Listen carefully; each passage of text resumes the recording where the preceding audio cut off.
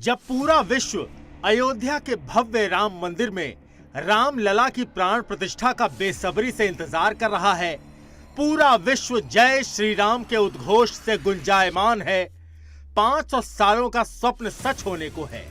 लेकिन इन सब के बीच मर्यादा पुरुषोत्तम श्री राम पर अनर्गल विवादित टिप्पणी करके देश का माहौल बिगाड़ने की कोशिशें लगातार की जा रही हैं।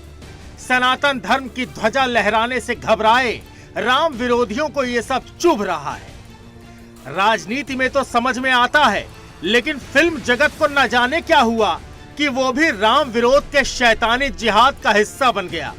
एक तमिल फिल्म रिलीज हुई है नेटफ्लिक्स OTT पर, नाम है अन्नपूर्णी, यानी भोजन और पोषण की देवी।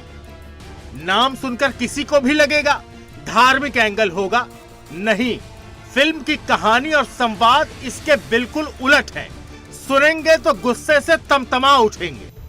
तौ तत्र हत्वाः सदुरमहमीर्कान् आदाय मेद्याम द्वारिदं बुभुक्षितम्। वाल्मीकि ने रामायण में कहा है, जब वनवास में भूख लगी थी तब राम, लक्ष्मण और सीता ने जानवरों को मारकर पकाकर खाया था। रामायण में भी लिखा है कि उन लोगों ने नॉनवेज खाया था। राम तो विष्णु जी का ही अवतार है ना। रुकिए, खत्म नहीं हुआ, खून में उबाल आना अभी बाकी है।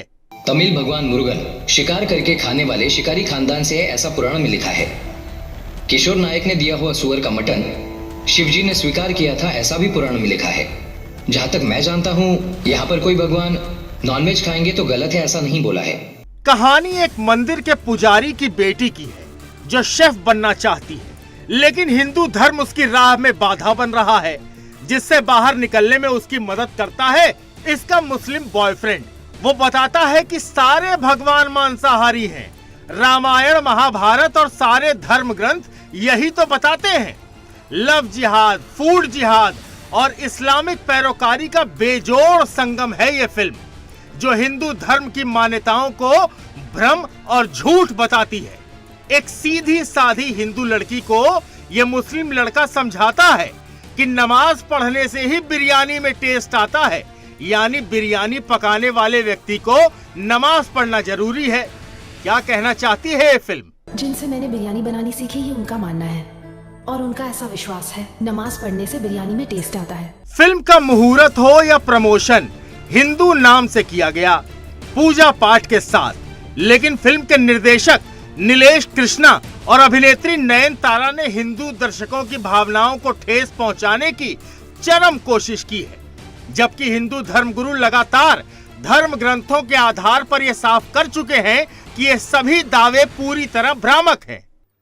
भगवान राम शाकाहारी थे। सुंदरकांड 36वें सर्ग के 41वें श्लोक में स्वयं हनुमान जी सीता जी से कहते हैं, न मांसम राघवो भुंक्ते न चापि मधु सेवते वन्यम सुविहितम नित्यम भक्तम स्नाति पंचम। रघुकुल का कोई भी व्यक्ति मांस खाता ही नहीं। सच सामने आने के बावजूद ये सब होना निंदनीय है, नाराजगी होनी लाजमी है। लोगों ने विरोध किया। हिंदू संगठन के रमेश सोलंकी ने बड़ी गंभीरता से इस मुद्दे पर कड़ी कार्रवाई करने के लिए शिकायत दर्ज कराई है। दरअसल ये प्रोपेगेंडा पिछले कई सालों से फिल्मों और OTT प्लेटफॉर्म पर चल रहा है। वॉशिंगटन पोस्ट ने भी अपने आर्टिकल में ये बताया कि 2019 से लेकर 24 तक लगातार इस तरह के विवादित कंटेंट OTT प्लेटफॉर्म पर चलाए गए। 2019 से ही इस तरह के कंटेंट को लेकर कई शिकायतें दर्ज की गईं और नेटफ्लिक्स और प्राइम वीडियो को चेतावनी भी दी गई। मोदी सरकार में इस तरह के भ्रामक और विवादास्पद संवाद या स्टोरी को लेकर भी लगाम लगाने की पूरी कोशिश की गई, लेकिन सेल्फ सेंसर की ये नई पीढ़ी फ्रीडम ऑफ एक्सप्रेशन, स्पीच और क्रिएटिविटी की आड़ में जमकर एंटी हिंदू प्रोपेगेंडा परोस रहे हैं। लेकिन ये बंद होना चाहिए, क्योंकि ये कोशिशें लगातार हो रही हैं। और राम क्षत्रिय था, तो क्षत्रिय का खाना ही मांसाहारी होता है।